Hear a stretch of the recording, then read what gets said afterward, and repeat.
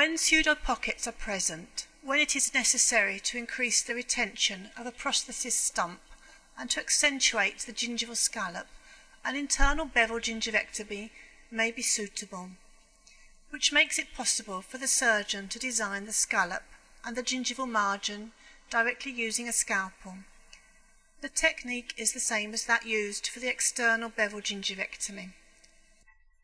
By measuring the pseudopockets, reference points are made using a probe. The gingiva is perforated on the vestibular aspect in order to obtain a spot of blood. This is all done above, vestibularly, in correspondence with each tooth to be lengthened.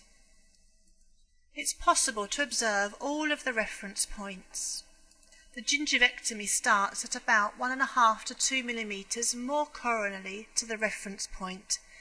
It's the tip of the scalpel which must reach the bottom of the pocket, so that the bevel and the inclined plane of the incision are internal. The incision starts and finishes within the sulcus of the tooth element in order to completely preserve the papilla neck.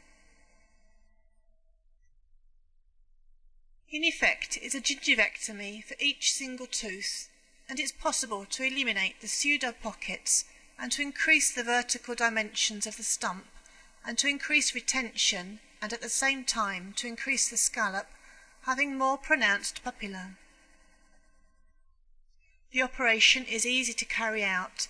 It could be a useful technique for the reasons which were described previously. Once all the gingivectomies have been carried out, it would be easy to eliminate all of the secondary flaps on each tooth. So, as was already pointed out, it is a series of gingivectomies which increase the vertical dimensions of the single prosthetic stump and increase the scallop of the gingival margin on the vestibular aspect. The removal of the secondary flap is a pathognomic sign of the quality of the incisions.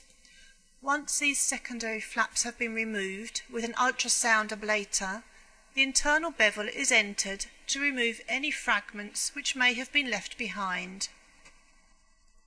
It will be important, once the operation is over, to have an appropriate temporary prosthesis. Once the secondary flaps have been removed using a 40 micron burr, careful root planing is carried out all around all of the stump, and this will make it possible to remove any fragments which have been left behind. The probe indicates the new scallop, and with a diamond burr, root planing of the stump is completed, which now has a completely different aspect.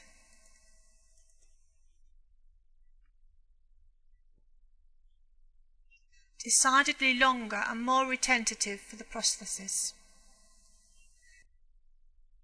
It's a very simple operation which must have the correct indications. All of the steps must be followed, from the points of reference to the gingivectomy and root planing.